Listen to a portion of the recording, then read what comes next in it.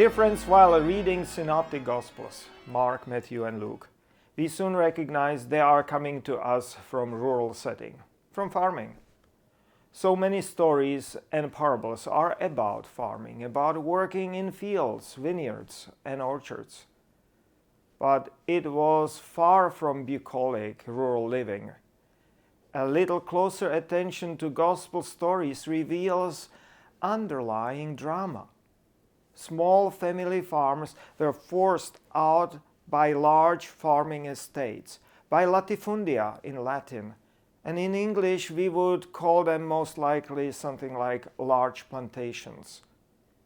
It was a bitter experience for family farmers.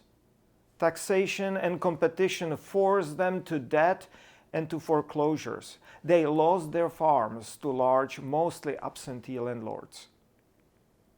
Not farmers any longer, they became farm hands, farm laborers, or perhaps tenants. Not growing food for their families, but growing cash crops for sale, mostly olive oil and wine. If we pay attention, Gospels contain many parables reflecting this reality. Now listing them from Gospel of Matthew, the parable of unforgiving servant, a parable of laborers on the vineyard, parable of the wicked tenants, parable of faithful and unfaithful servants of the absentee landlord, parable of the tenants. And Gospel of Luke contributes further some famous parables, parable of the rich fool who had marvelous harvest, and clearly he was an estate owner, a parable of watchful servants, and a parable of the dishonest manager. That is at least 8 large parables based on and lifted from the realities of large agricultural estates, often based upon or directly mentioning absentee landlords. Parables cannot be made out of something people would not know or understand. Clearly, large plantations with absentee landlords were daily and painful experience of Jesus' contemporaries. Now we know world realities which are used in parables, but what they were pointing, what they were trying to illuminate. In all these parables, the role of an absentee landlord is the role reserved for and illuminating the role of God in our world.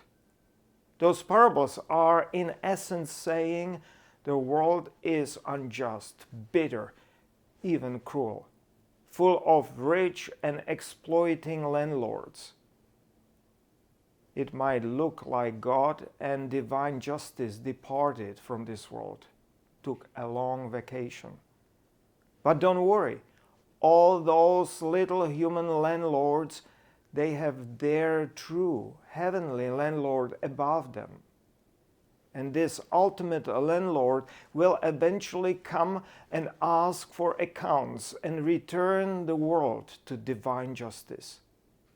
That is, or that was, Jesus' message, his apocalyptic eschatology, expectation of final judgment and ultimate vindication of the just.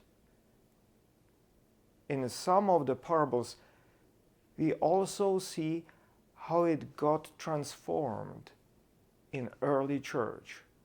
What was originally role for God, early church started to recast for Jesus and his second coming.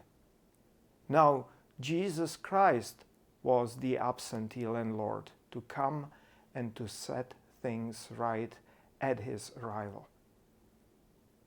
And this view of God or Jesus as an absentee landlord is something you might not know about the Bible.